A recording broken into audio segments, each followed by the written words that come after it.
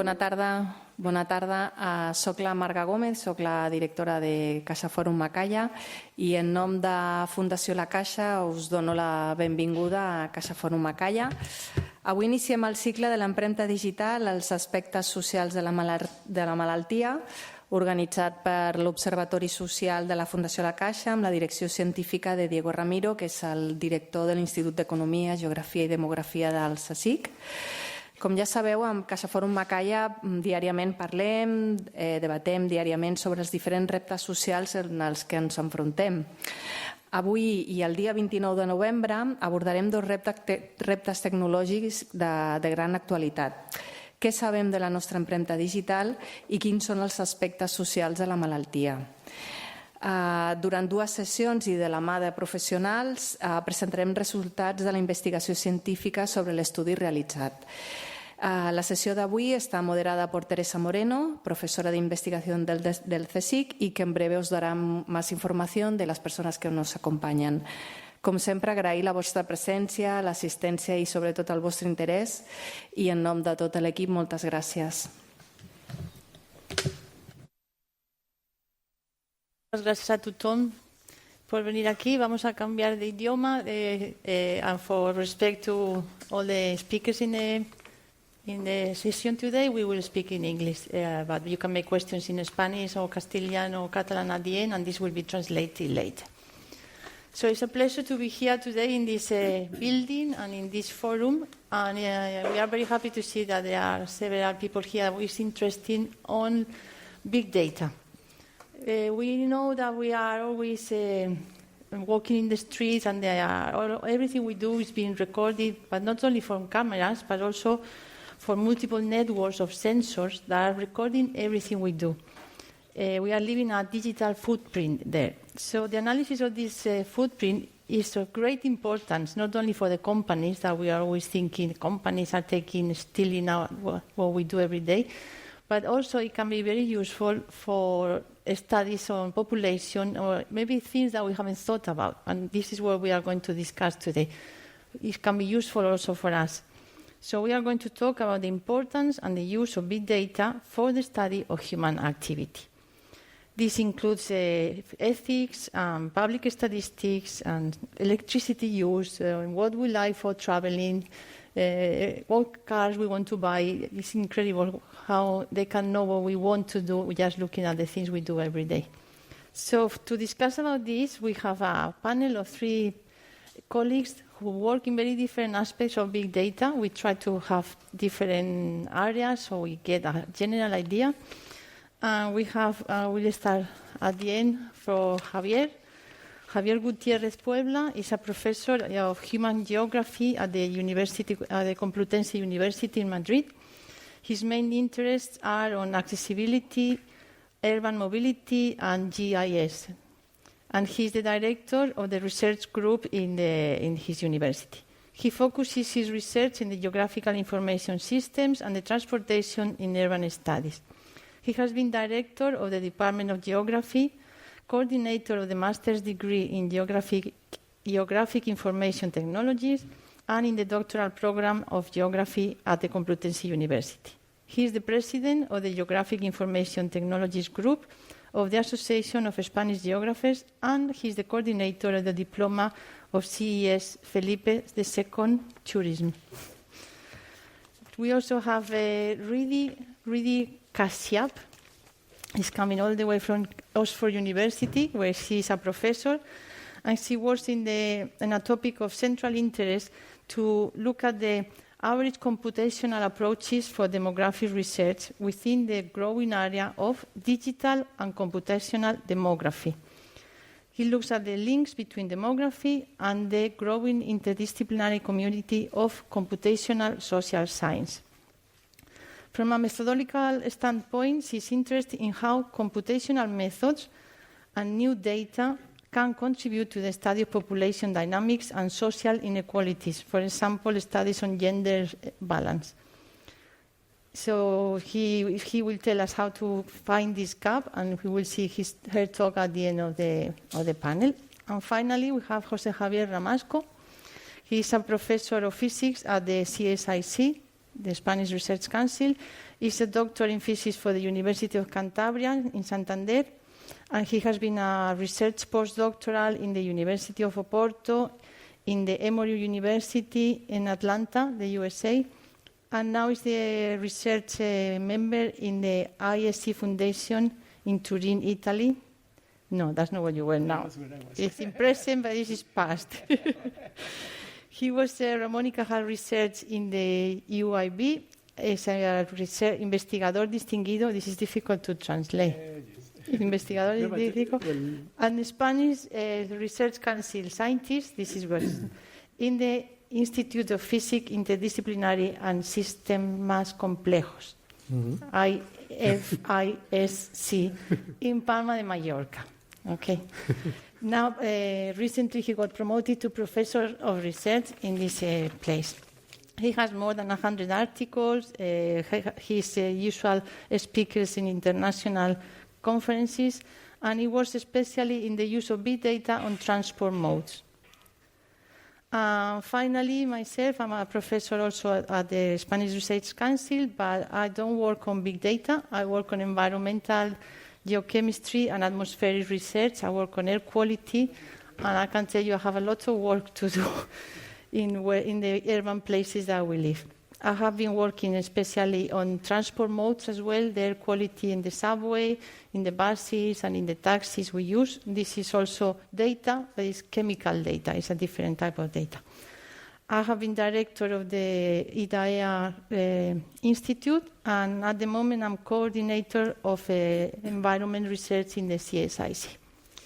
So with this introduction, and we can make questions later, we are going to start with some short presentations. Each of you have 15 minutes to present what you do research, and then we will have an open discussion that at the end we can extend to questions from the public.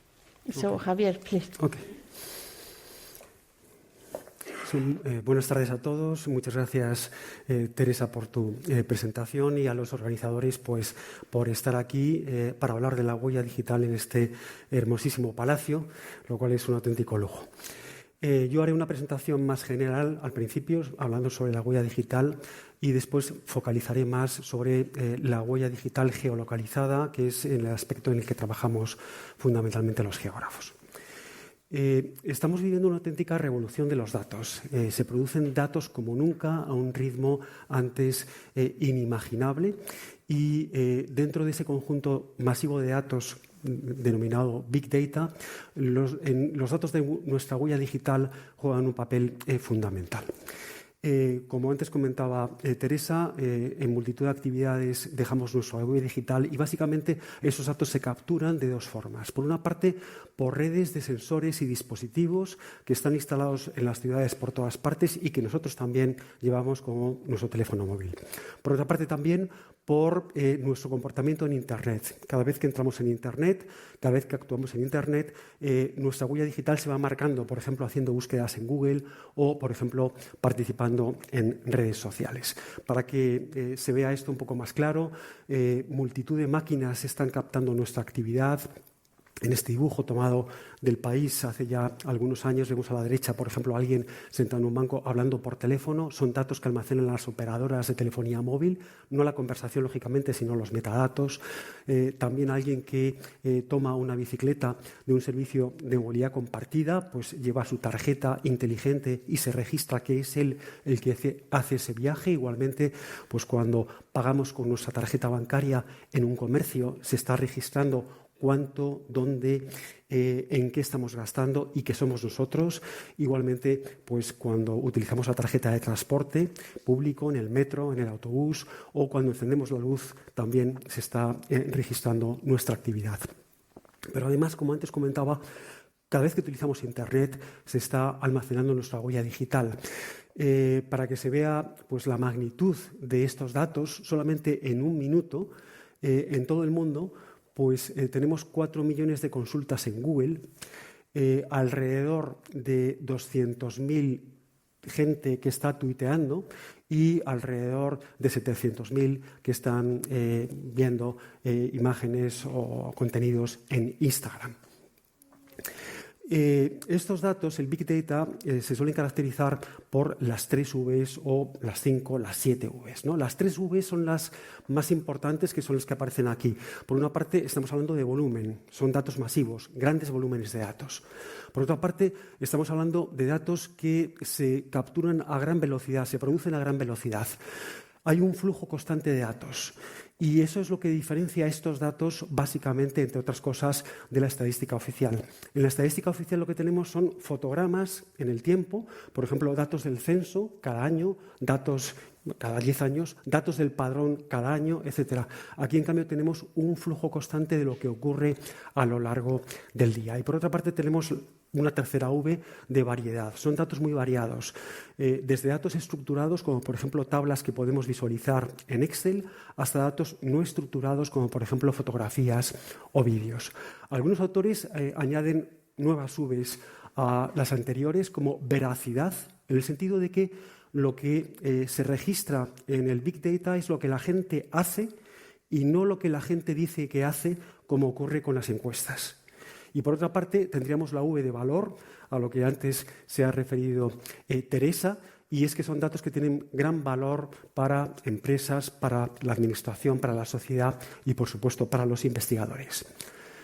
Estos datos, en su mayor parte, son datos geolocalizados. Esto significa que son datos para los cuales se almacenan las coordenadas espaciales, el dónde, y también las coordenadas temporales, el cuándo. Por lo tanto, podemos podemos monitorizar procesos. Por ejemplo, con datos de operadoras de telefonía móvil, como es este caso, podemos ver lo que ocurre en la ciudad de Milán desde las 4 de la tarde, arriba a la izquierda, hasta las 6 de la tarde, abajo en el centro. Arriba a la izquierda vemos cómo esas manchas rojas lo que están indicando es que hay una gran concentración de gente, porque hay una alta concentración de llamadas, mucha gente con actividad en su teléfono móvil. En cambio, las zonas que están en azul serían zonas que están prácticamente vacías, que son a esa hora zonas residenciales. Lo interesante es ver cómo a las 6 de la tarde, abajo en el centro de la ciudad se vacía y lo que era rojo ahora aparece azul. Y en cambio los barrios residenciales que antes eran azules ahora aparecen rojos porque están retomando actividad. Es decir, podemos monitorizar la posición de la gente a través de datos de operadoras de telefonía móvil. Y como conocemos la posición de cada persona en el espacio y en el tiempo, también, ¿por qué no?, podemos analizar patrones de movilidad. Cómo se mueve la gente a lo largo del día y cómo se mueve la gente en determinadas fechas especiales, como por ejemplo las vacaciones. Esto lo conocemos todos bien porque salió en la prensa cuando durante el COVID el Ministerio de Transportes y también el INE hizo un seguimiento de nuestra posición a través de nuestros teléfonos móviles. Pero en nuestros teléfonos móviles además también llevamos aplicaciones y muchas aplicaciones tienen apps que están geolocalizándonos. Muchas veces nos piden el permiso de geolocalización. A veces se lo damos, a veces no. Por ejemplo, Google Maps. Google Maps, para que pueda funcionar a pleno rendimiento, debe tener ese permiso activado y si tenemos ese permiso activado, nosotros podemos ver los desplazamientos que hemos hecho en ese mismo día o en cualquier día del pasado. ¿Qué hice el 23 de agosto del año 2020, por ejemplo? Vamos para atrás y vemos nuestros datos. Estos datos los utilizan las compañías para agregarlos y de forma agregada poder ofrecer servicios, como por ejemplo el servicio de Google Maps de por dónde voy de este punto a este punto, por ejemplo, en vehículo privado, en función de cómo está la congestión. Son datos históricos por una parte, pero también datos en tiempo real que se obtienen de multitud de teléfonos móviles que se están moviendo por la ciudad. Una vez que se agregan estos datos, podemos visualizarlos en series históricas, como por ejemplo aquí el verde indicaría que hay muy poca congestión, en cambio el amarillo y el rojo indicaría que hay mucha congestión, en este caso en la ciudad de Madrid, y cómo va variando a lo largo del tiempo en el reloj que estamos viendo abajo a la derecha. Y con estos datos podemos hacer análisis de accesibilidad como los que vemos aquí. El marrón indicaría una accesibilidad muy baja, el amarillo una accesibilidad media, el verde una muy buena accesibilidad en función de las condiciones de tráfico. Es decir, cómo nos podemos mover desde cada punto de la ciudad hasta todos los demás en función de las condiciones de tráfico, iría cambiando a lo largo del tiempo. En este caso el análisis lo hicimos cada cuarto de hora. Por otra parte también hay vehículos, por ejemplo, los servicios de movilidad compartida, que llevan localizadores de dispositivos GPS instalados en el propio vehículo para facilitar su uso y, por supuesto, para evitar robos. Por favor, el vídeo. Aquí vemos... vídeo, por favor. Aquí vemos cómo analizamos los datos de un sistema de bicicletas públicas, en este caso es el de Madrid, y vamos a ir viendo cómo evoluciona su uso a lo largo del tiempo, a lo largo del día. Es el eje que vemos abajo, las 6, 7, 8 de la mañana. Al principio, por la mañana temprano, hay muy pocas bicicletas en uso, pero a medida que avanza el día vamos viendo que cada vez hay más bicicletas en uso. Y esas bicicletas, las rutas, como se va almacenando la posición por intervalos de tiempo, en este caso es cada minuto, podemos reproducir las rutas que hacen los ciclistas. En este caso, en color morado aparecerían las rutas de días laborables y en color amarillo aparecen las rutas de fin de semana. Con estos datos se pueden obtener multitud de indicadores útiles para la planificación. Por ejemplo, en este mapa podemos ver esos puntos, esos círculos amarillos que indican para cada una de las bases cuántos usos tiene. También podemos ver que las calles toman colores distintos en función de cuántas bicis pasan por allí, lo cual es un dato muy útil, por ejemplo, para poner nuevos carriles bici. También podemos calcular la distancia media recorrida, la velocidad media, la distribución a lo largo del día, etcétera.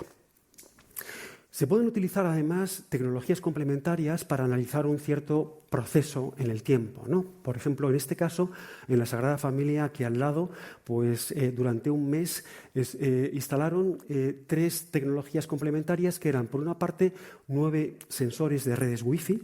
Cuando nosotros buscamos redes Wi-Fi en la calle con nuestro teléfono móvil, vemos las redes Wi-Fi que hay alrededor y ellas nos ven a nosotros, ¿no? Con lo cual es una forma de poder seguir, poder contar con nuestra presencia, ¿no? Por otra parte, se instaló también una antena de telefonía móvil y además también 3 cámaras. Con estas 3 tecnologías complementarias se pudieron obtener datos tan interesantes como, por ejemplo, no solamente para la gente que entra adentro, sino para la gente que está por allí, que está haciendo fotos, que está en el entorno. La duración de la visita, la distribución horaria a lo largo del día, si son españoles, si son locales de Barcelona o vienen de fuera, de qué parte de España vienen, si son de otro país, el género, la edad, etcétera. Otra fuente de datos muy interesante son las redes sociales. Por ejemplo, con Twitter hay una parte de los tweets que son datos geolocalizados. En este caso tenemos representados datos geolocalizados, tweets, en la ciudad de Nueva York, como todo el mundo puede apreciar. Esa parte central que tiene colores muy distintos se puede reconocer como Manhattan. Y esos colores lo que indican es la lengua del tweet.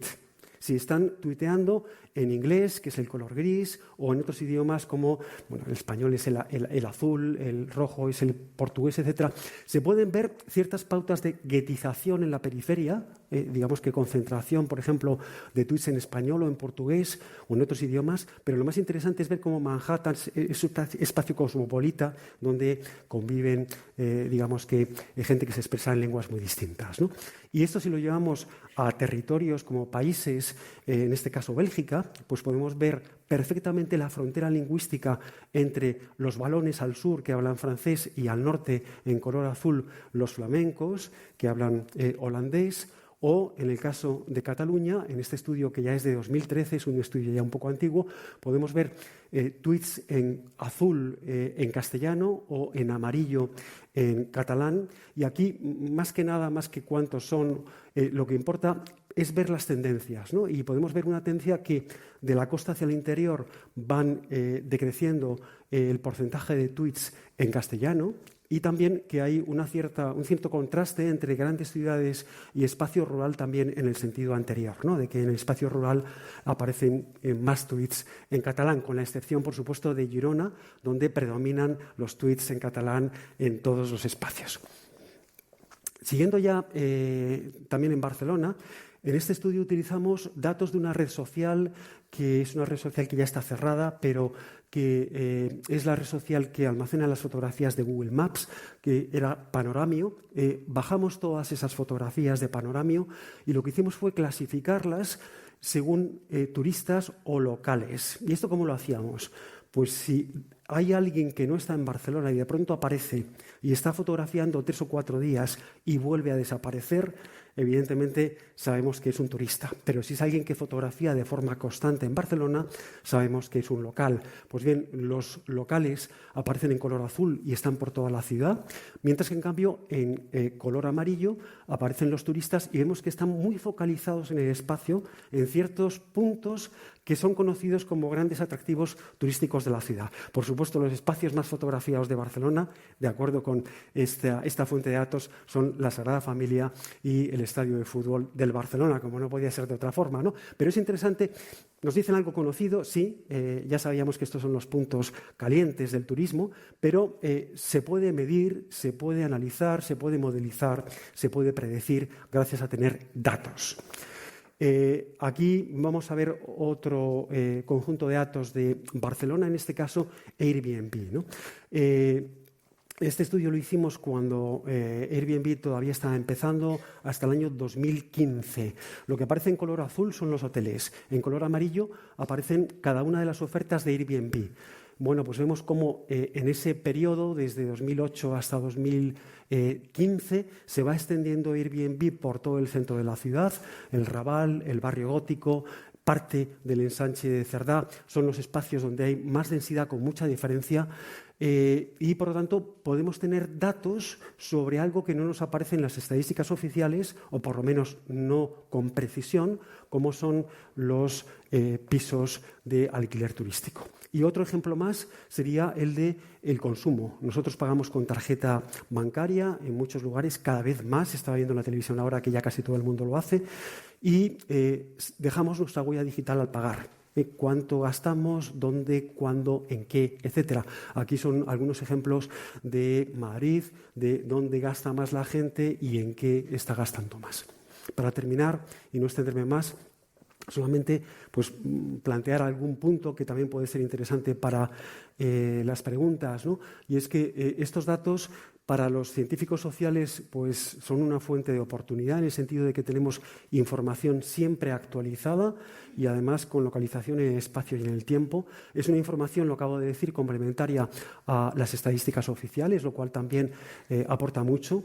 Y por otra parte, en muchos casos tiene cobertura global, porque se trata de empresas que tienen cobertura global, como por ejemplo pues, Instagram, Google Maps, etcétera, Airbnb, etcétera.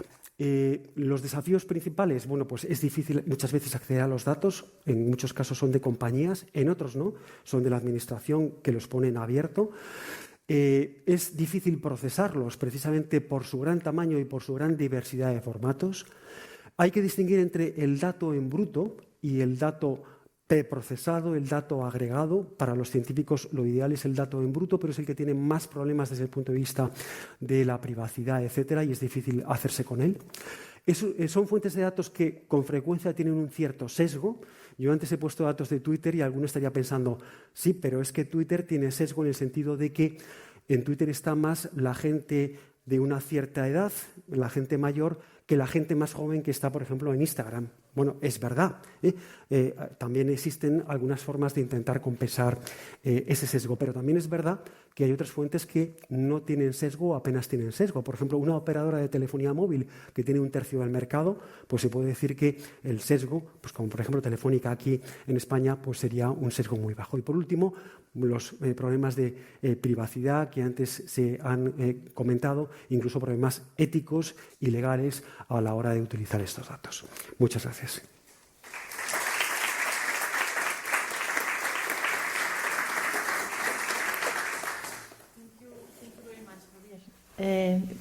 Before we pass to questions, I think we'll leave the questions for the end.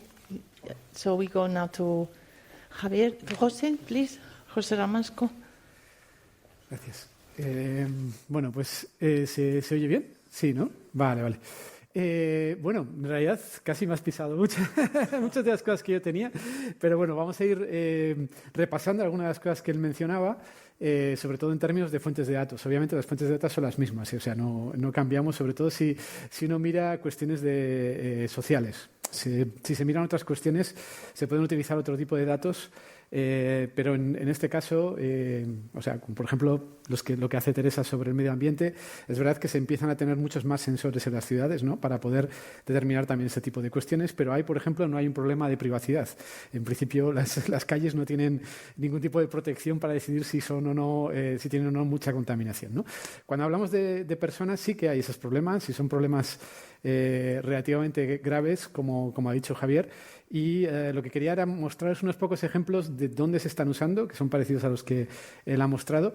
Y bueno, yo vengo de la física, entonces normalmente no solamente nos quedamos en la parte de representación, que es muy útil para entender cómo está el sistema y qué se puede hacer, sino que vamos más allá hacia modelos que pueden hacer predicciones, ¿no? ¿Para qué sirven esos modelos? Ahora os enseñaré algunos ejemplos. Normalmente sirven para los gestores públicos. O sea, ahí está un poco el valor final de toda esta información, ¿no? El que alguien que sea el que tiene que decidir, por ejemplo, si va a poner una carretera o no, si va a poner una nueva línea de metro o no, que va a gastar miles de millones de dinero público, pueda tener una decisión basada en algo, no basada en intuiciones, que era un poco lo que se estaba haciendo hasta ahora, ¿no? Ese es realmente el valor que tienen estos datos. Entonces, ¿cómo se obtenían anteriormente? Bueno, pues un poco como ha dicho Javier, venían de encuestas. Esto, por ejemplo, es el INE y el censo que se hacía cada 10 años y ahora, de hecho, hace pocas semanas hubo una reunión con el INE para ver qué es lo que iban a hacer a partir de ahora y parece ser que lo van a mover hacia tener un censo anual. Lo que pasa es que no es un censo clásico. Este censo se hacía pues contratando, creo que se gastaban en torno a 200, 300 millones de euros para contratar decenas de miles de personas que iban a un tercio de los hogares en España a preguntar quién vivía allí, dónde trabajaba, edades, todo tipo de cosas. No sé si alguna vez habéis tenido a alguien del censo en vuestra casa. Eso ya no va a pasar. El siguiente censo no va a ser así. La población se va a basar en padrón, donde estamos inscritos, que también tiene sus problemillas porque la verdad es que sobre todo la gente más joven no se empadrona en los sitios donde estén, ¿no? Yo que sé, por ejemplo, si se van a estudiar fuera de casa, pues siguen empadronados en casa de los padres hasta que no tienen sus propios hijos, esencialmente muchas veces, ¿vale? Pero eso significa que hay un retraso en alguna de esas informaciones, pero bueno, sabiendo que hay unos sesgos y unos retrasos, pues se pueden empezar a corregir ese tipo de información. Entonces, se va a basar en eso, se va a basar en el uso de la electricidad en los hogares para tener una idea de cómo está distribuida la población, qué hogares están vacíos, sobre todo, que es una de las cuestiones que siempre se preguntaban en el censo de hogares. Y luego, en la parte de movilidad, que es la parte más delicada, porque eso no puede salir de otra manera, van a salir de telefonía móvil, ¿de acuerdo? O sea, esto sí que se ha visto que es un elemento, y sobre todo si se tienen los operadores mayores, es un elemento bastante claro de cómo se mueve la población. El INE, en principio, lo que hace es absorbe datos y produce datos agregados, ¿vale? O sea, los datos que absorben son datos individuales. De hecho, cuando venían por nuestra casa a preguntarnos allí todo, esos datos son privados, ¿vale? Entonces, obviamente, esos datos son datos protegidos por la Ley de Protección de Datos y eso no se puede sacar de allí. O sea, en principio, estas informaciones se agregan y luego se ofrecen agregadas para toda la parte de gestión de datos, para la parte de decisiones políticas, ¿no? Y para la parte de investigación. Entonces, pues las encuestas anteriores pues tenían un montón, como os estaba mencionando, tenían un montón de campos y muchos de estos ya se pueden sacar de datos online, de lo que sería nuestra huella digital. Que es otra fuente de este tipo, es lo que decía Javier sobre las redes sociales. Esto es clásico y cada vez se está volviendo más común, no solamente cuando son geolocalizadas, que ese es el punto en el que él y yo hemos hecho más cosas, sino también en cuestiones mucho más pasajeras, ¿no? O sea, por ejemplo, bueno, esto es Facebook.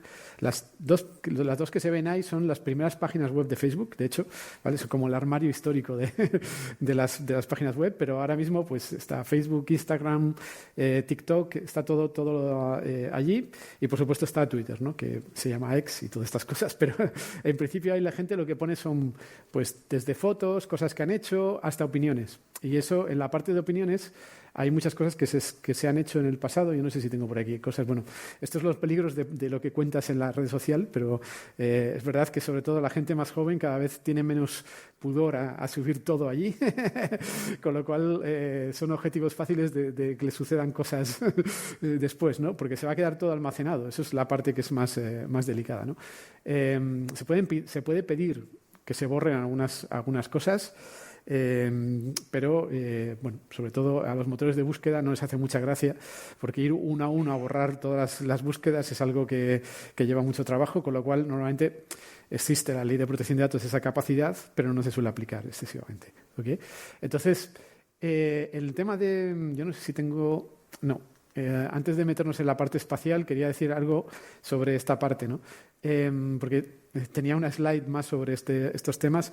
Los temas de opinión y sobre todo de rumores y de falsas noticias y cosas así, tenían en Twitter, hasta hace muy poquito, que ya no está accesible a los investigadores, tenían una fuente fundamental para entender qué es lo que estaba pasando, por ejemplo, en procesos electorales, si la gente aceptaba o no las cosas que los políticos iban contando, o también si había rumores que a veces eran malintencionados y se introducían en Twitter claramente para fastidiar a un candidato o a otro, ¿no? Por el ejemplo más claro es lo que pasó hace unos años con Hillary Clinton, donde es cierto que ella utilizaba el mail personal en algunos momentos para meter cosas del trabajo, y eso, a partir de ese email se empezaron a filtrar informaciones de cuestiones que ya había escrito. Pero se filtraron justo en el momento en el que estaba el proceso electoral, con toda la intención y probablemente con la ayuda de los rusos que estaban ahí ayudando a que saliese otro candidato, ¿vale? Que se vuelve a presentar otra vez, probablemente. Entonces, como podéis ver, o sea, lo que tiene de fuerte estas cosas es que los datos están ahí, se pueden utilizar y a veces también se pueden manipular. De hecho, en Cambridge es donde empezó un poco la idea de que se podría llegar a analizar incluso el perfil psicológico de los usuarios a base de esta información, ¿no? En términos... aparte del valor que tengan en la parte de opinión y en otras características sociales que siempre están ahí, está la parte, como decía Javier, también de la parte de la localización, ¿de acuerdo?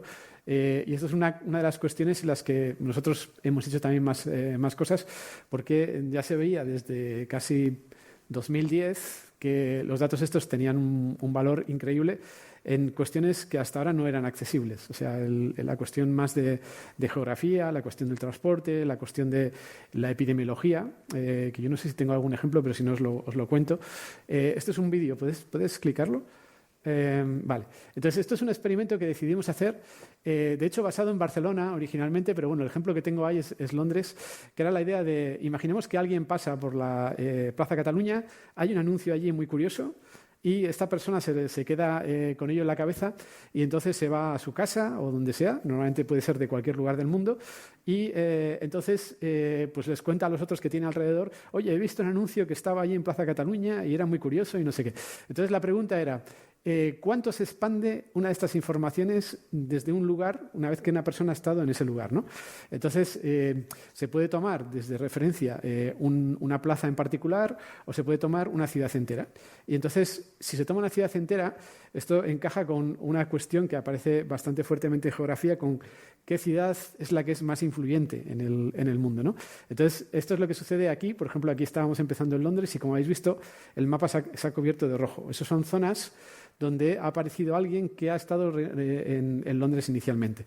Estos son datos de Twitter y, como Javier también ha explicado, tienen la gran ventaja de que no ven fronteras. O sea, las personas tienen una sola cuenta y lees la misma cuenta estén donde estén, con lo cual tú puedes tener un seguimiento de ellas durante un cierto tiempo, ¿no? Por ejemplo, aquí en este caso estamos hablando de 1000 días desde el momento en el que han aparecido en una de las dos ciudades. Arriba lo que tenéis es Londres y abajo creo recordar que es Mallorca.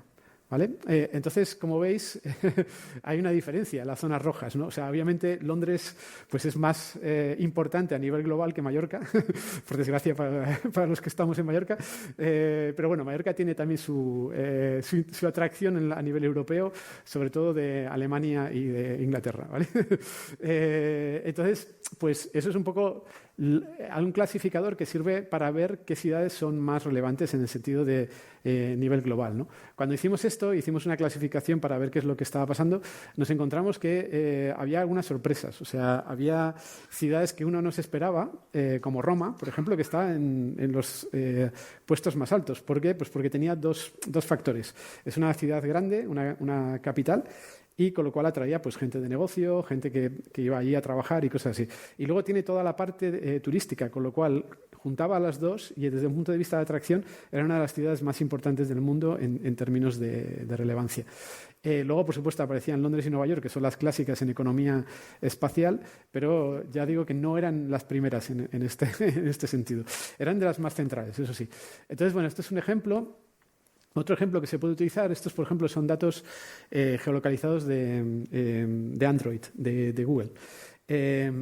Y estos, de nuevo, tienen esa otra parte buena, que es que aparecen por todo el mundo y se pueden utilizar de forma global. Y puedes llegar a hacer lo que estamos haciendo aquí, que es comparar las distintas ciudades para entender si existen modelos de ciudades, ¿vale? Arriba lo que tenéis son París, en medio creo que es Bangkok, arriba las de la parte alta, y Los Ángeles, a la derecha, ¿no? Y los colores lo que significan es el nivel 1, son las zonas de alta concentración de viajes. Y como veis, existen dos formas diferentes de ciudad, ¿no? Tenéis París a un lado, que está muy, muy centrada. El centro de la ciudad es donde se concentran la mayor parte de los viajes y de la población. Y tenéis Los Ángeles, al otro lado, que tiene el rojo esparcido un poco por todas partes. Esto es lo que significa es que Los Ángeles es una ciudad policéntrica. La gente acaba concentrándose en zonas relativamente cercanas y cuando se mueven de forma mucho más desconcentrada que en París. París tiene un buen sistema de transporte que inyecta a la población hacia el centro, que es donde normalmente están pues, las empresas, los negocios y este tipo de cosas, ¿no?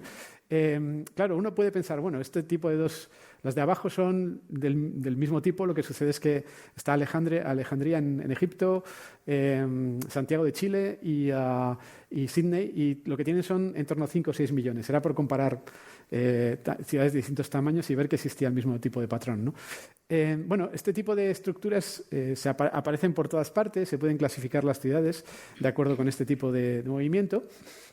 Y también se puede ver que esto se relaciona con la historia de alguna manera, ¿no? En las ciudades que son más estructuradas, más tipo París, normalmente están o en Asia o en Europa y son ciudades que son muy antiguas. O sea, se crearon mucho antes de la existencia del coche, que es un poco el factor que se introdujo y que cambió la estructura de esas ciudades. Mientras que las otras, las que están así muy esparcidas, vienen a ser más en las zonas de América o incluso en Australia, donde tienes ciudades más jóvenes creadas con el coche ya en marcha, ¿no? Entonces, pues eso genera distintas formas de ciudad. Y uno puede pensar, bueno, ¿y qué tiene que ver esto con la forma de vida? Bueno, pues tiene bastante que ver. Por un lado, las que tienen una estructura más jerárquica, más clásica, han ido creciendo de forma más orgánica y han generado también transportes públicos más robustos, mucho más centralizados, eso es verdad, pero mucho más robustos, ¿de acuerdo? Entonces, eso es lo que pasa en la gráfica que se vaya abajo. El indicador lo que dice es cuánto están de centralizadas las ciudades. Entonces, más centralizadas, más transporte público. Esto es una cosa general. Más centralización, más transporte público, menos emisiones por persona. Eso era de esperar, pero había que comprobarlo. Y, por lo tanto, uno pensaría, bueno, pues deben tener menos concentración de contaminación. Y ahí es donde Teresa me diría, mal. Mal, porque una cosa son las emisiones y otra la concentración, ¿no? Aquí en Barcelona, por ejemplo, tenemos la brisa del mar, que baja bastante la concentración y es algo que sopla de forma relativamente constante. Lo mismo en Madrid. Normalmente la contaminación puede ser alta y es mucho más alta cuando llegamos a tener anticiclones que se queda estancada allí, ¿no? Digamos de alguna manera. Entonces, la concentración y las emisiones no son directamente relacionadas, pero sí que se puede encontrar que existe una relación entre la salud y, bueno, no se ve bien, pero existe una relación entre la salud y esta centralización. Las ciudades más centralizadas suelen tender a tener un indicador de salud mejor, pues sobre todo, no tanto por la falta de concentración de contaminantes, sino porque la atención es más sencilla. O sea, de hecho, lo que encontramos era que la accesibilidad a los hospitales era mucho mejor en esas ciudades que en las otras. Y, por lo tanto, si tenías un problema de salud grave, la atención te llegaba antes y tenías más posibilidades de salir adelante, ¿vale? En el COVID nos encontramos con que eso no era del todo así. O sea, las ciudades que eran más centralizadas también mezclan más la población, con lo cual las que, por ejemplo, Nueva York es una de estas, acabó teniendo un pico brutal de COVID al principio y un colapso en los hospitales, mucho mayor que Los Ángeles, que estaba en el otro lado. ¿Vale? Entonces, lo que llegamos a ver era que en realidad esas ciudades son mucho más delicadas desde ese punto de vista. Si hay enfermedades infecciosas, son mucho mejores para transmitir esas enfermedades y acaban teniendo una saturación más rápida del sistema de salud. Lo que sucede es que también encontrábamos que en esas ciudades es importante tener un observatorio de salud que funcione rápidamente, ¿vale? Porque si hay alguna cosa de estas, lo que hay que hacer es actuar. Y lo que sí vimos es que si uno implementa confinamientos como los que hubo en esas ciudades o las que tuvimos nosotros, esas ciudades reaccionan mejor que las otras, porque las otras ya todo está tan esparcido que si tienes que ir a comprar, tienes que ir a comprar, no puedes hacer nada más. Mientras que en estas puedes ir a comprar a sitios diferentes del centro, que es donde normalmente puedes ir, y eso cambia mucho los contactos, los patrones de transmisibilidad de este tipo de enfermedades, ¿de acuerdo? Ya para acabar, y así mezclo ya datos y modelos, que el anterior también lo tiene, lo que os estaba contando sobre qué es lo que pasa con las enfermedades infecciosas viene de modelos, no viene de los datos en sí, en crudo, ¿no?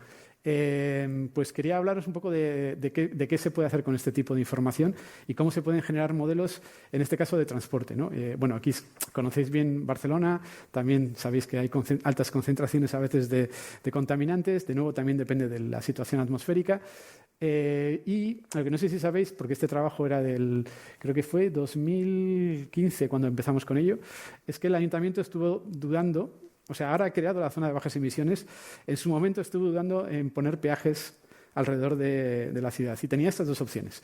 Entonces nos dijo, bueno, queremos saber qué efecto tendría si imponemos este tipo de peajes. Esto es algo que en el norte de Europa, en Londres y en Oslo, hace tiempo que ya está implementado, ¿no? Entonces, lo que se hace con esto es partes de los datos de movilidad de telefonía móvil, con lo cual sabes un poco cuál es la forma en que la gente se va moviendo a lo largo del día. Y lo que asumes es que creas un modelo donde cada persona ficticia, no son reales, quieren hacer un movimiento parecido a los que hacen la parte real, ¿no? Entonces, ellos tienen que decidir cómo lo hacen. Entonces, pueden llevar su coche, pueden pueden ir en el metro, pueden ir en el bus, tienen las bicis, tienen un montón de opciones y suelen escoger de acuerdo con una función que se llama de payoff, que es cuánto me va bien a mí hacer una cosa a otra. Entonces me quedo con la mejor, ¿no? entre comillas. Entonces, este tipo de modelos se pueden ajustar para decidir cuánto de bien va las cosas en las personas para que lo que se obtenga es lo mismo que se ve en la división de los modos de transporte. ¿De acuerdo? Entonces, esto es un poco lo que hicimos aquí en Barcelona y con eso les decías, vale, si te mueves en coche, ahora vamos a ponerte un problema más. Te voy a poner un peaje de X euros en esta zona. Vamos a ver qué es lo que sucede, ¿no? Entonces, el modelo lo que te decía es, bueno, pues, por ejemplo, para los tiempos de viaje, esto serían las afectaciones. Cuando es más oscuro, están más afectados. Estos son gente que vivía fuera de los anillos y que tiene que cruzarlos, ¿no? Entonces, los que deciden no ir en coche, pues van a tener mucho más tiempo de viaje, pues porque el coche era probablemente lo más rápido en estos casos, ¿no? Pero económicamente, pues llega un momento en que ya no les interesa, tienen alternativas que les sale mejor. Y había también, estos modelos también te permiten ver qué es lo que pasaría. Si toman como alternativa un transporte público, pues en qué líneas y qué líneas van a ser las que van a sufrir más, ¿no? En este caso, las que son de tipo metro-tren, tienen muy alta capacidad, con lo cual eran más o menos capaces de absorber este incremento de la demanda que podría haber con ese tipo de diseños, ¿no? Pero otras, como por ejemplo las de autobús, no. El autobús tiene una capacidad bastante limitada y de repente se encontraban algunas de ellas que tenían 150% más de demanda que lo que es habitual, con lo cual se colapsaban en esas líneas.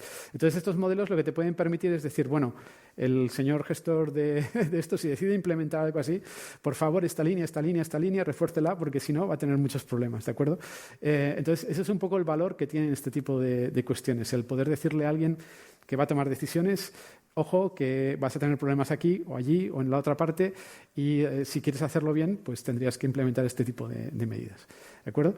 Y bueno, esto es un poco lo que quería contaros, que como ha dicho también Javier, estos datos tienen un valor inmenso en ciencias sociales, en la caracterización, el entender cómo la gente toma decisiones, cómo hacen cosas y también en la parte de computación. O sea, muchas conocemos modelos de inteligencia artificial y cosas así que ahora parece que están por todas partes, pues estos datos son la comida de esos modelos. De hecho, el chat GPT y todas estas cosas ha pasado todos los datos que ha encontrado por Internet y más allá todavía.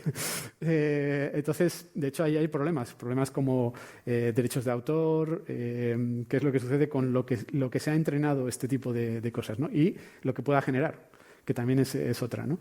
Y por fin, pues bueno, que estas aplicaciones sí que tienen un potencial de servicio público, que es algo que no sé si la gente al final muchas veces lo tiene en la cabeza, ¿no? Porque dices, bueno, estos datos tienen mucho valor, las compañías obviamente se matan por ellos, el modelo de Google de negocio desde hace muchos años ya está basado en los datos, o sea, nos da cosas gratis a cambio de nuestros datos. Esto es un poco lo que siempre ha hecho Google y lo que están haciendo otras muchas compañías como Facebook, Instagram.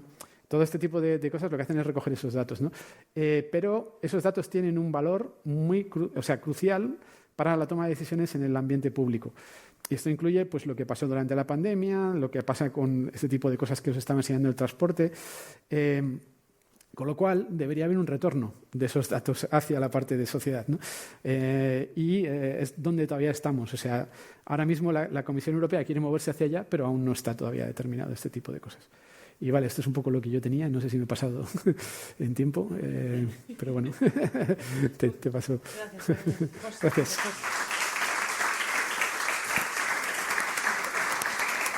I didn't want to stop you because you were saying things that are very important for everybody. So really, please, could you go ahead? Yes, absolutely. Thanks very much, Teresa.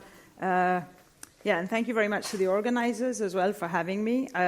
I should start off by apologizing that I'm not speaking in Catalan or in Spanish and speaking instead in English, but hopefully the translation is going to do a good job. I can tell you that from the Spanish to the English translation, it's been working marvelously. So I've been following everything very smoothly and really enjoying my colleagues' discussions. So I'm a demographer. I'm a professor of demography at the University of Oxford in the UK, and I'm going to talk about what digital footprints can tell us about populations and population dynamics. And a lot of the examples that I'm going to use in my talk draw on the work that my colleagues and I at Oxford have been doing to leverage, to use the possibilities offered by digital footprint data. A lot of my research is about questions about population dynamics, sustainable development, questions about gender inequalities. And as a result of that, I'm interested in asking what can digital footprints tell us about these kinds of topics. In a lot of these examples that I'm also going to present, I'm just using examples from social media, and in particular a certain type of social media data that I'll explain a bit later. But the key element of a lot of these examples is, in many cases, we're trying to fill some kind of data gap to inform some kind of urgent need, often that comes to us from international organizations like the United Nations. And I'll come back to examples of this as I move forward. So before I go to the digital footprints, I recognize my colleagues have been using examples extensively from geography, and I'm going to shift focus slightly and come to demography. But before I go forward, I should start by explaining what I mean by demography. And demography is the scientific study of populations and the things that cause populations to change. So that's mortality, fertility, migration. And demographers, such as myself, are very interested in explaining differences in populations, their size, their composition, their distributions, across time, across space, across countries, across subnational territories. But we also want to understand the consequences of population change. So, in many ways, demography has always been a very data-driven discipline. We've already heard from our colleagues today about censuses. But if we think about a census, okay, censuses are slow because they happen once every 10 years, but censuses are also very large. They're big, right? They require a lot of effort, time, resources to enumerate, to count all the people. And by counting all the people in a territory, they are essentially very big data, right? And so demographic research has always relied on big data, but I call censuses or other kinds of big demographic data as old big data, right? So we can also think of, for example, municipal registers. They're all very large. To come back to Javier's typology, he talked about big data as having size or vastness, velocity. And if we think a bit about vastness or the size of data, right, a lot of old big data that demographers have used have always been quite big relative to their era or their generation. It's also interesting to note that before censuses became the way that we counted populations, before states did that, it was really churches that did that, right? Churches counted who was born, who died, who got married, and that was the way that we learned about events that were happening, population dynamics, population events, through, for example, parish records that were in the hands of churches, organized by ministers of churches or pastors. But the big distinction that has happened, that has allowed for new types of big data to come about for the use of population dynamics and studying population dynamics for demographers, has been through this digital revolution. And what this figure on the slide shows you is digital technologies, internet and mobile technologies, and the massive speed with which they've diffused across the world. So we see in the red bars here mobile technologies and technology subscriptions of mobiles per capita, and in the black bars we see mobile internet from roughly the mid-2000s, and then we see the blue lines as landlines. So we see landline telephones are plateauing, they're stalling, there's no more growth, but mobile has really taken off. Mobile internet has really taken off, as has broadband or fixed internet connections. And the speed of this has been really, really rapid. And also it's really interesting to think about the fact that this has really all happened in the last 20, 25 years. The scale, the speed of technological transformation of our societies is really staggering. And this digital revolution is really a global revolution. There is no region in the world that has not experienced the digital revolution.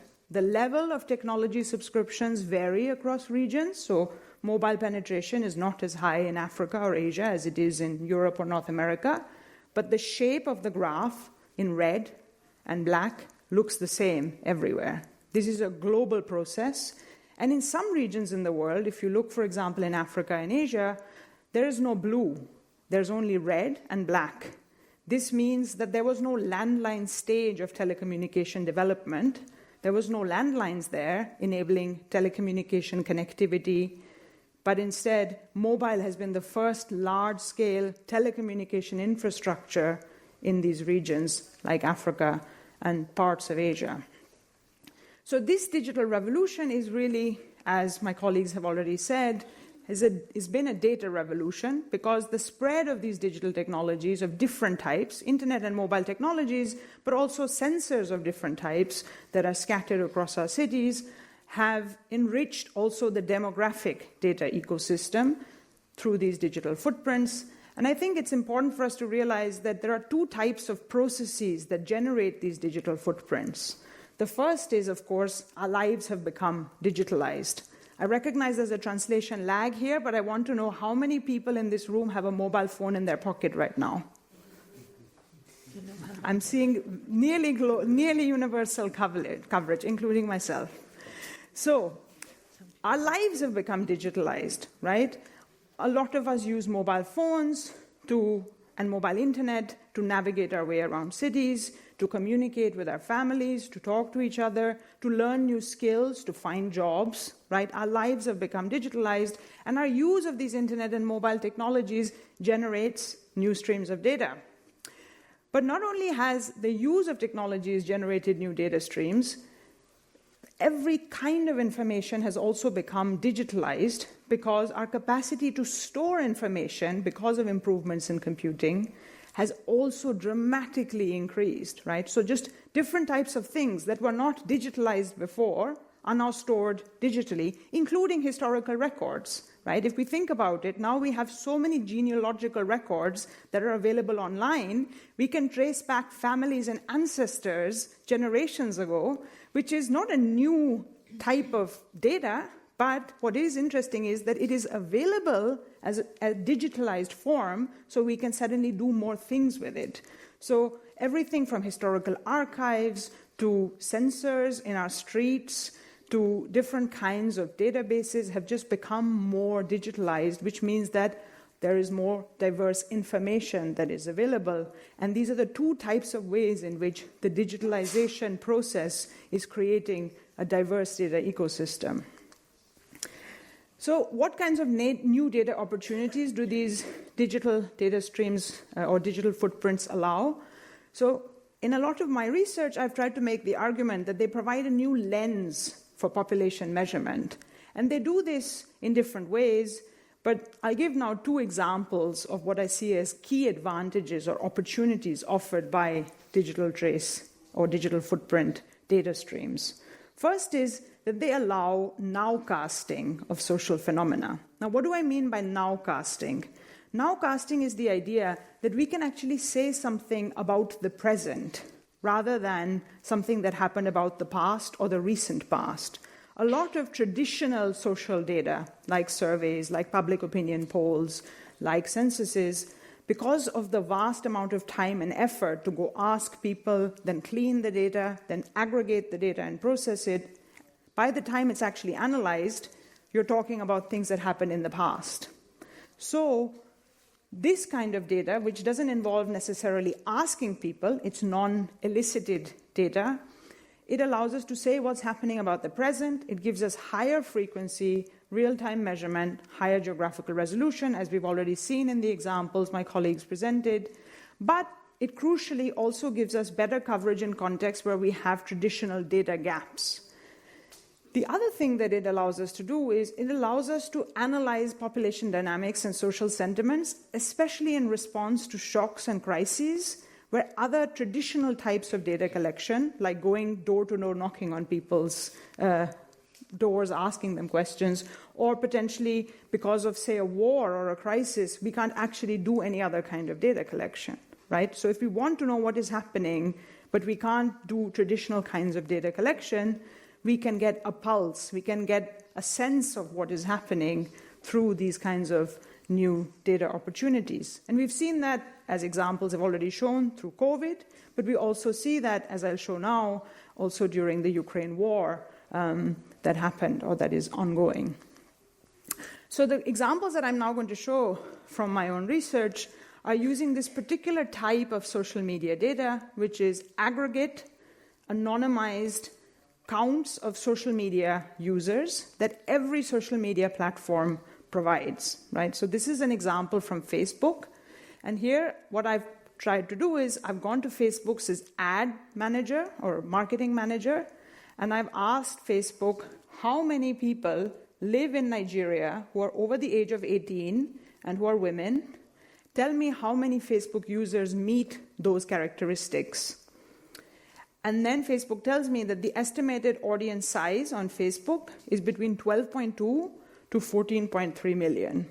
So that's the number of women who are Facebook users aged 18 and plus in Nigeria. You can do this at smaller geographies, you can do this at larger geographies, you can do this by many other different kinds of characteristics, but because I'm a demographer, I'm often very interested in things like age, gender, location, but you can also look at device types and other characteristics also linked to interests and so on. But what this data does, so this is data that Facebook provides to advertisers. Advertisers who want to put an ad on Facebook, because of course that's how all social media companies make money. They show ads. But before the ad is launched, they provide this estimate for all countries, all geographies, different demographic characteristics, and these data are provided for free. Now, in our research, we've been using these kinds of data from Facebook, but also other kinds of social media platforms, such as Instagram, LinkedIn, TikTok, Snapchat, because the underlying model of targeted advertising on social media is the same across the whole social media landscape, because it allows us to ask how many users, aggregated numbers of users, are using these platforms. So we take these data, and here's the first example I want to show you. So when the war in Ukraine started in 2022, we were collecting these data from Facebook already. And then when the war started, it was impossible to do any kind of data collection to understand where people were moving within the country. We had no understanding of also the demographic dynamics within the country, partly because often refugees, when they leave the country, can register themselves when they've crossed the international border. But actually, internal displacement dynamics are much harder to measure and to capture. So what our research was allowed us to do was we were able to look at changes in social media activity in Ukraine as the war erupted. And on a daily basis, we were able to see how population changed every day in different subnational units in Ukraine. So we see, for example, the red colors are territories or regions that saw net population loss, and the blue are where there was a net population gain. So we see from the east to the west daily dynamics of movement, and the way we did this was by looking at changes in aggregate social media activity combined with baseline traditional census data that was available for Ukraine. So by combining census with the Facebook data, we were able to work with the UN to help them address their humanitarian response in Ukraine by allowing them to see where population flows were happening from the east to the west and which regions experienced the largest gains and which regions were experiencing the largest losses, so that they could provide aid to the different regions based on these maps. We could also show, for example, that looking at major cities like Kiev after the war started, we saw that in particular women and children were the ones that left in larger numbers. They moved westward, or they tried to leave the big cities just after the war erupted. And again, we were able to do this on a daily time scale because of the higher frequency social media data that we were using. The second example I want to give is from this project that has now been running for 5 years that I lead, called the Digital Gender Gaps Project. And in this project, we work very closely with different partners in civil society as well as the UN to try and understand gender differences in the use of internet and mobile phones across the world. So why is this interesting? As I said, our lives are digitalized. We really would like to know who is using technologies, who is not. It's also important for addressing some of the biases that my colleagues have talked about to understand who we cover in these kinds of data sources. But what's interesting also from a global development perspective is that many global development programs have become digital. So, for example, information about health, about contraception, about the availability of educational resources, right, has become highly digital. And aid donors and international organizations want to know that if they have a digital campaign, who can they really reach with those digital campaigns? They want to understand coverage, population coverage of those campaigns. And for a long time, there's been this big shift towards digital, but in my research, I've tried to make the point that this shift to digital doesn't fully understand who is benefiting from these digital technologies. So here is an example from the gender perspective. So using surveys, when you try and ask all the best available traditional high-quality surveys that are available, we said, can we compute a simple measure, which is what is the difference in female versus male use of the internet across different countries in the world? And from the best available surveys, these are the countries where we could get a picture of what this indicator looks like. So red represents more gender inequality. Women are less likely to be online, whereas blue represents more gender equality or parity. But you can see there are many parts of the world where we actually don't have a recent high-quality survey for this indicator. Now, we've tried to now measure this indicator or predict this indicator, the female to male ratio or the gender gap in internet access, now using the same Facebook data that I was showing you before that we used for the Ukraine population monitoring work. And here we can see that we can increase global coverage of this indicator, and we also see that there are large gender inequalities in internet access, but also in mobile access, particularly in sub-Saharan Africa and also in parts of South Asia. So we can create a real-time measure of these gender inequalities through the use of, again, Facebook data or social media data combined with survey data. What we're doing now is trying to make these map even more geographically detailed and try to do this at smaller geographical territories so that we can see small differences even within countries in, again, gender inequalities in internet and mobile connectivity. And we're starting by doing this first in Africa. So if you look on the left-hand side, that's the best available data that we have in the surveys.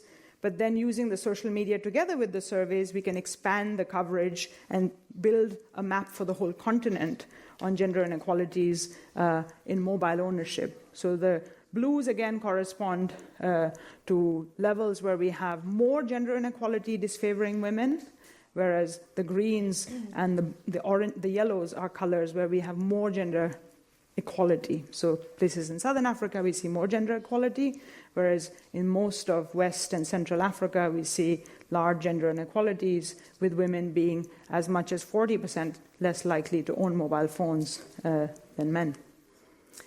Another example that we have been able to track in this system is with the fall of Kabul, with the Taliban offensive that happened in the middle of 2021. In our system, where we look at this social media activity on a daily basis, we were able to see that there were large increases in teenage girls aged 15 and over, 15 to 20, using Facebook just as the Taliban offensive started. So we interpret this as suggesting this is the cohort of women who have never had in their life Taliban rule before, who then experience it for the first time, and then they take to digital media, to digital social media for online protest. And through our system with real-time monitoring, we can see this social media online protest. Just as there is more offline restriction in these girls' lives, we can see this happening in real time through their social media activity in aggregated form. And of course, as I said, our world is now digitalized. So who is benefiting from this digital revolution and who is not is a question that I deeply care about. And some of these data sources also allow us to see how different social groups use digital media, as the examples already show, but also how a lot of gender inequalities are also reinforced online. So an example here is looking at LinkedIn, and we look at here the difference in who is connected to high-status users on LinkedIn, right? So your strength of your professional social network. And we see that for younger people, ages 18 to 24, it's quite balanced. Men and women are having similar social networks. They're connected to high-status users.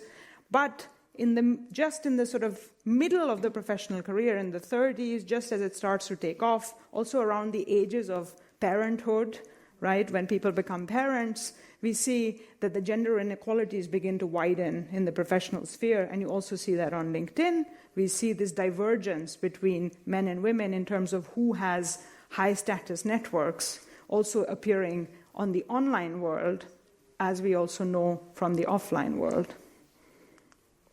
So just to conclude, digital footprints here, as these examples show, provide lots of potential for measuring population dynamics. They allow us to expand geographical coverage, fill data gaps, also understand who is benefiting and who is not from the digital revolution. They're especially valuable for monitoring high-frequency, rapidly evolving situations where traditional forms of data collection are less likely to be done or impossible. But we should always think of these data sources, in my view, as complements, not as substitutes. In all of these examples, we've been using also traditional data sources from censuses and surveys together to leverage, to use the strengths offered by the digital data together with the strengths that are offered, complementary strengths that are offered by the traditional social data sources like the surveys or the censuses. But also I want to conclude by talking about many of the limitations that I think are very important, and I hope we will also touch upon in our discussion, that these data are not a free lunch, or at least that's what we say in Britain, right? There is no free lunch, and clearly that's also the case with big data. There's unpredictability of data access because ultimately all these examples that I've shown you are those that are data that are held in the hands of private companies, and they're repurposed for research, but were not originally meant for research. And this repurposing creates lots of challenges, both from a use perspective, from a transparency perspective, but also an access and ownership perspective, as well as from a regulatory perspective. Now, the General Data Protection Regulation, or the GDPR, has tried to make a strong argument for why we should have greater transparency and openness to different data streams for scientific work and for scientific accountability, but that's only the beginning of a process. There is still a lot of difficulties in data access and ownership, as well as in knowing what are the algorithms that are generating these data. And ultimately, these data, as I said, are not collected for research, which has lots of important implications for us to think about collectively as a society. It has ethical implications, but ultimately, it also means that we need to ensure that citizens understand the value of these data, but also realize the risks that come with the use of these data, right? So ultimately, there's always the potential with any data for data misuse, but in not using the data, there's also the risk of misuse of these data. And that's the thought that I want to conclude on. Let's sit together and decide as a society, what do we want to achieve and how is the best way that we can achieve it. Thanks.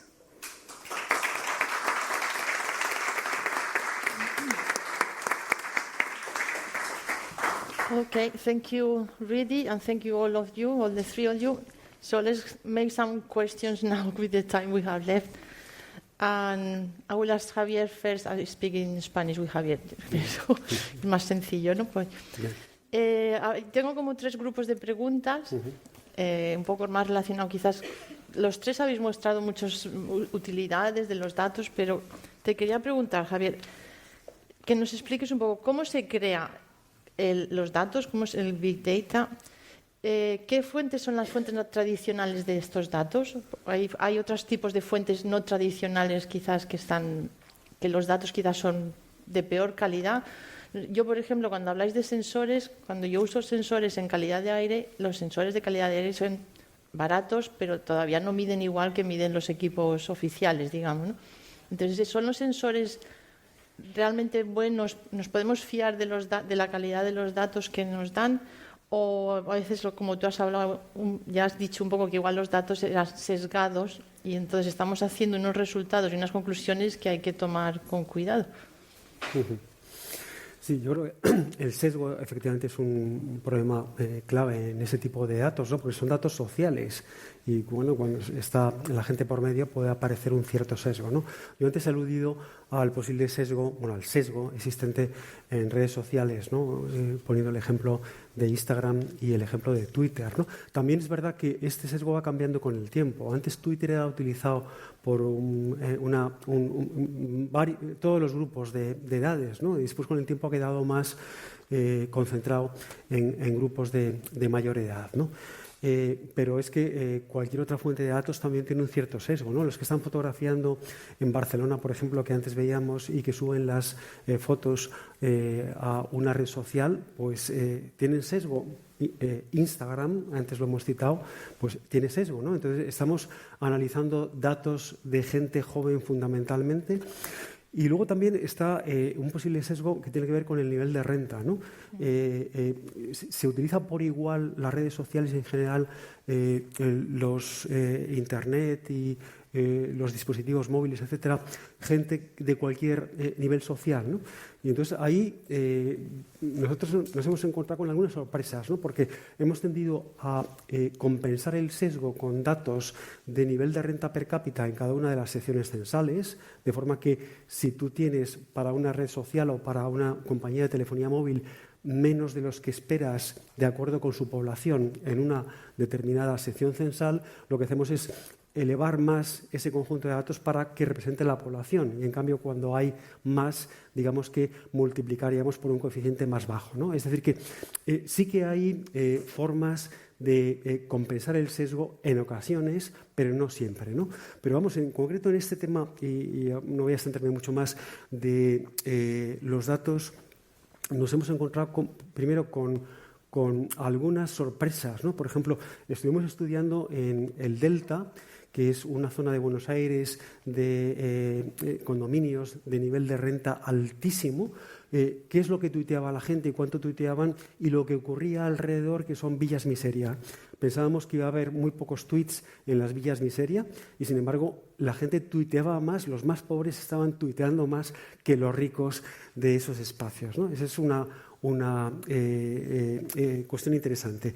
Y otra cuestión también que quizás conviene resaltar es que las encuestas también tienen sesgo. Muchas veces decimos, si tenemos encuestas sin sesgo, ¿para qué vamos a trabajar con este tipo de datos, ¿no?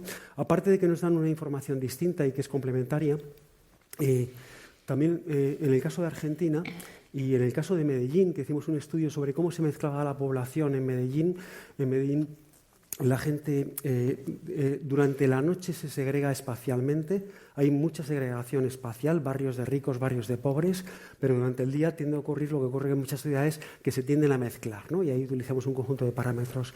Y el problema que teníamos es que pensábamos que con esa compañía de telefonía no íbamos a encontrar información sobre ciertos barrios que son barrios muy conflictivos, donde no entra la gente a encuestar, que es el método tradicional sobre cómo se mueve la gente, porque no se atreven a entrar, y sin embargo con datos de telefonía móvil teníamos unos datos estupendos, porque los teléfonos móviles de esos entraban y salían.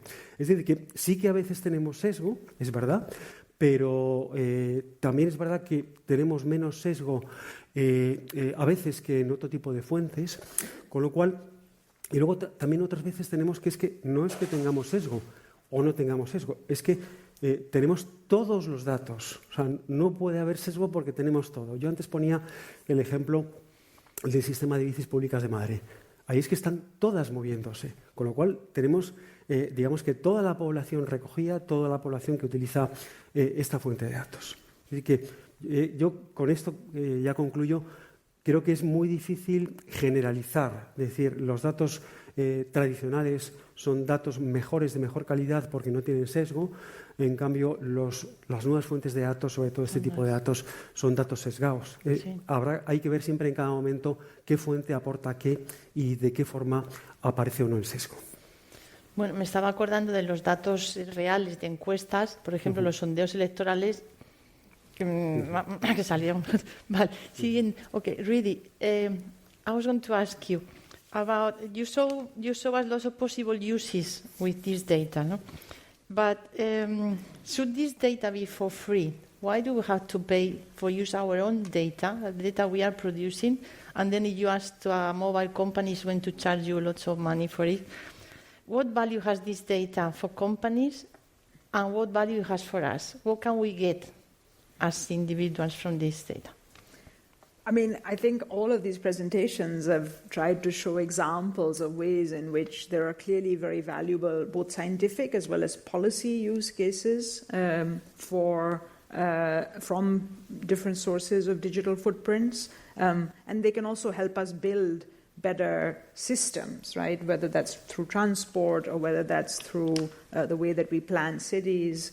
I think there's lots of different, both scientific as well as policy applications. But I think, as you said, Teresa, one of the big challenges is the unevenness, the inequality of access across different types of digital footprints as well, right? So, I mean, the examples that I showed from my research, we've been using this free data source that social media companies provide to potential advertisers, people who want to put up an ad.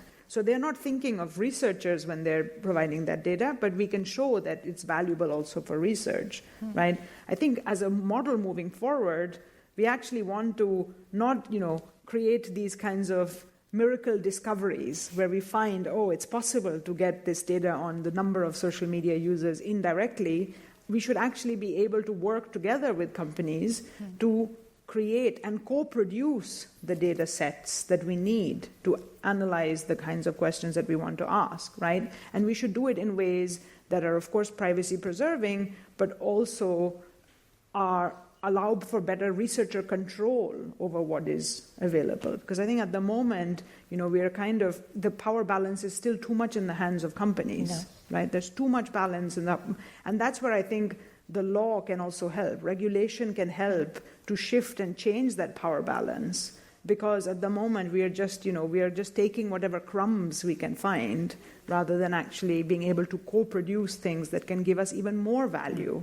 And I think it's also important from a privacy perspective, right? Because at the moment, companies have too much control over the data, which also means that citizens have less control over the data, right?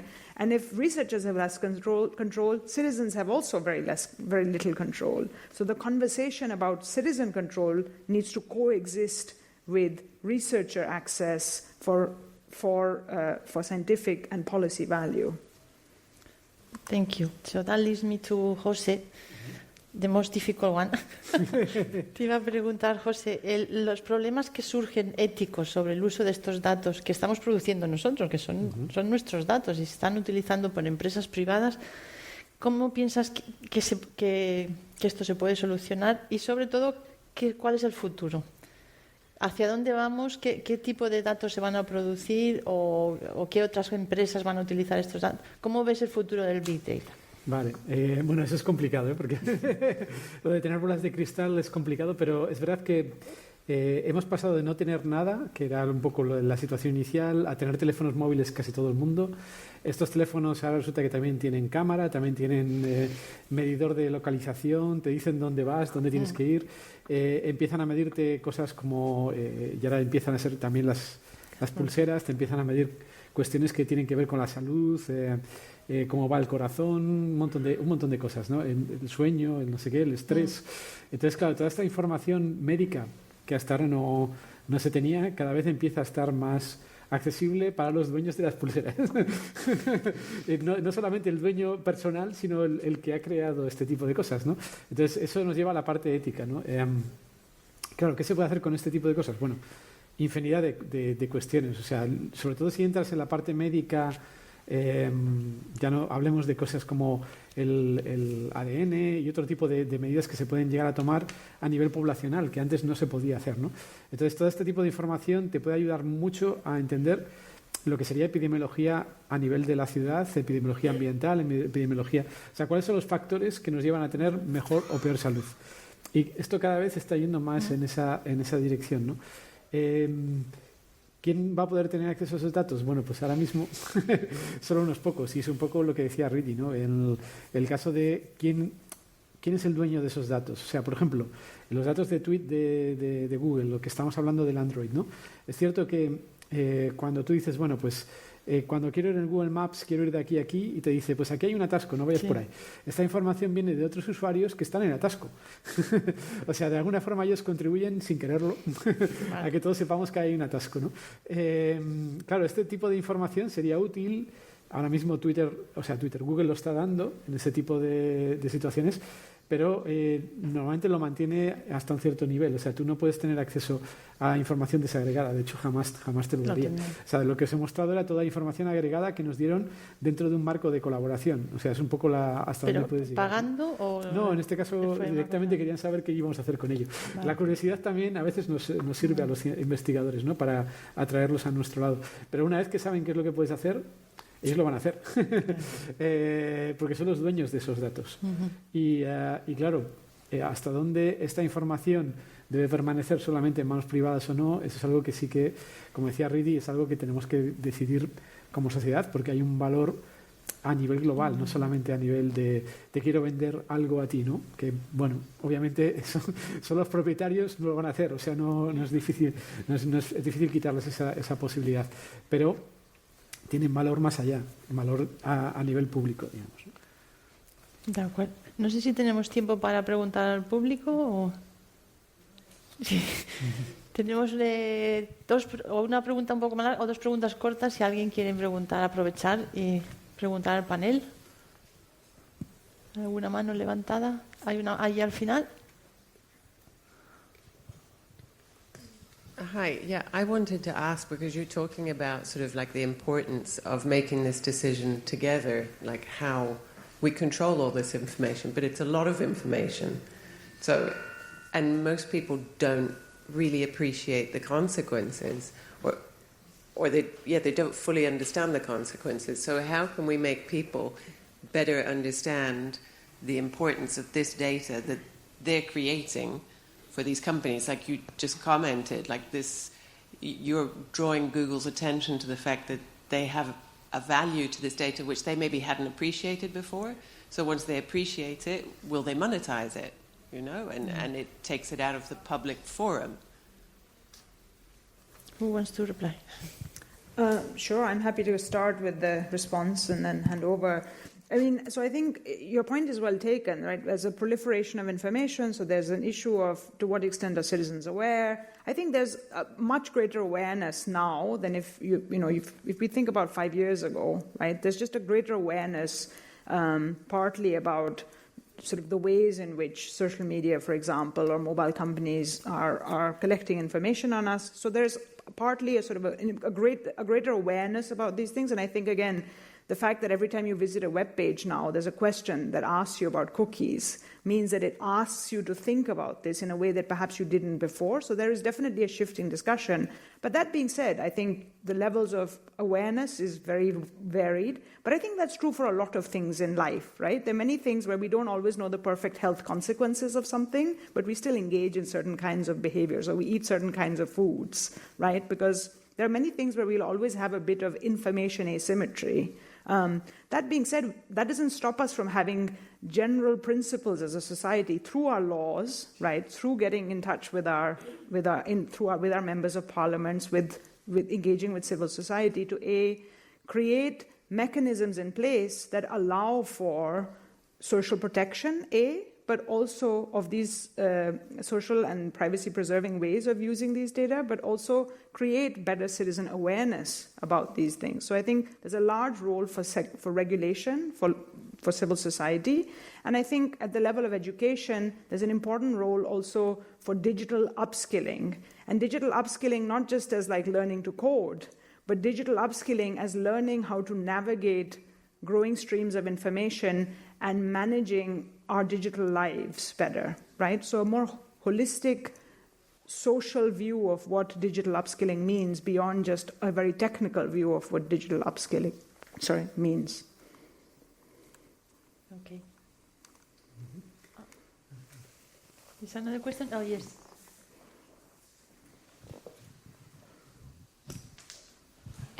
It's also for Ridi. I was curious to understand why in Spain, the gender gap slide that you had, there was a moment that it was, I think, darker blue for the UK, US, and other northern countries, I think Scandinavian. But for instance, in Spain, it was slightly another blue. Yeah. And I was hoping to understand what is different in Spain. I mean, you mentioned also LinkedIn, but I wonder if there are other factors that apply here in Spain that are different. So this is the challenge of being a demographer. You know, you take a global view of things, and people always ask about a specific country, and then I always say I don't know. But I mean, I think what that map is showing us that, for example, in general, when we look at Europe, we see that there's mostly there's gender parity in both internet and mobile use, but there's slight differences between the north and south of Europe. So we see a little bit more gender inequality. Women are still less likely to be internet users and mobile users, but not anywhere near the magnitude of difference that you see, for example, in South Asia or in Sub-Saharan Africa. So we still have a female-to-male ratio of 0.95 or higher, right? So it's a small gap. But I think it's an interesting sociological question. Why is there more gender gaps, right? But we know also, if we look at other gender inequality measures, right, that Southern Europe often looks different from Northern Europe. So if we look at, for example, labor force participation, right? I know Spain is slightly different than, say, for example, Italy, but broadly speaking, there is a north-south patterning there in labor force gender inequalities, right? And it's interesting to think about to what extent online gender inequalities also reflect some of those offline gender inequalities. Okay. Thank you, Reid. I'm afraid we ran out of time, they are telling me, and I want to thank the three speakers for giving us so much information on big data. I think we know much more now. And we can go home now and think about it. And thank you, all of you, for coming today, and I hope you enjoy. Thank you.